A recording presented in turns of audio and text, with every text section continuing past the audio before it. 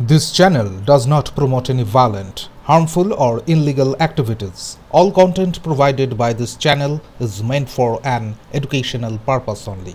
পূর্ব মেদিনীপুরের কাঁথি ৩ নম্বর ব্লকের বিজেপি পরিচালিত দূরমঠ গ্রাম পঞ্চায়েতে নিজ দলের প্রধানের বিরুদ্ধে বিক্ষোভে ফেটে পড়লেন বিজেপির নির্বাচিত সদস্যরা। অভিযোগের কেন্দ্র পঞ্চায়েত প্রধান কাঞ্চন মণ্ডল।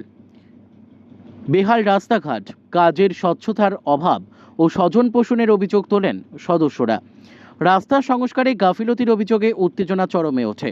পঞ্চায়েত অফিসে হাতাহাতি, ধস্তাধস্তি হয়। প্রধানের অনুগামীরা বিক্ষোভকারীদের মারধর করেছেন বলেও অভিযোগ। পরে পুলিশের হস্তক্ষেপে পরিস্থিতি নিয়ন্ত্রণে আসে। প্রধান 15 দিনের মধ্যে রাস্তার কাজ শুরুর আশ্বাস দিলে সাময়িক শান্তি ফেরে। ঘটনার কটাক্ষ করেছে তৃণমূল ও সিপিএম। পঞ্চায়েতে গ্রামবাসী এসেছিলেন রাস্তার জন্য। আমরা গ্রামবাসীকে বুঝিয়েছি যে আমরা 3.5 লক্ষ টাকার উপরে আমরা টেন্ডার করতে পারি না পঞ্চায়েত থেকে। এটা সমস্ত বিষয়টা দেখেন পঞ্চায়েত সমিতি, যাতে দ্রুততার সঙ্গে এই রাস্তা তাড়াতাড়ি হয়। আমি পঞ্চায়েতের পক্ষ থেকে আশ্বাস দিচ্ছি এবং আমার পঞ্চায়েত স্বচ্ছতার সঙ্গে চলছে, সবাইকে নিয়ে চলছে।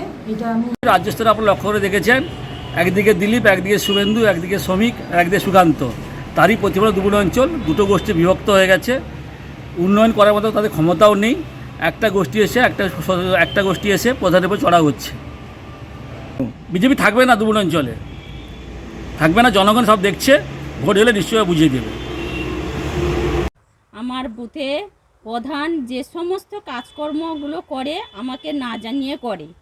বিভিন্ন রকমের স্কিমের কাজ, বিভিন্ন রকমের ত্রাণের কাজ, এগুলো কাকে দিয়ে এখান থেকে কাজ তুলে প্রধান আমি জানতে পারি না।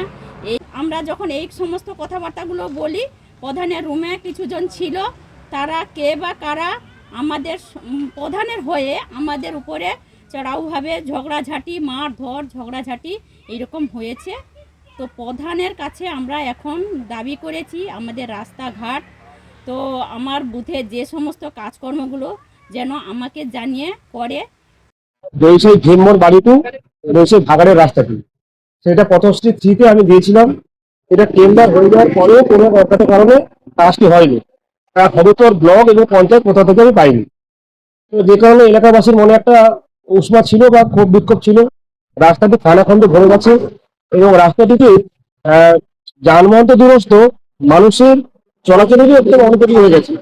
যে কারণে জেনারেল মিটিংয়ে আমরা যখন প্রস্তাব দিয়েছিলাম এই রাস্তাটি সারানোর বিষয়ে, সেখানে জেনারেল মিটিংয়ে আরেকটা কথা উঠছিল, এটা হচ্ছে যে অঞ্চলের যেটা ট্যাক্সের টাকা, যেটা ওন ফান্ড, সেই ওন ফান্ড থেকে 1.5 লক্ষ টাকা খরচা করে অঞ্চলের ভিতরে ডেকোরেশন হবে।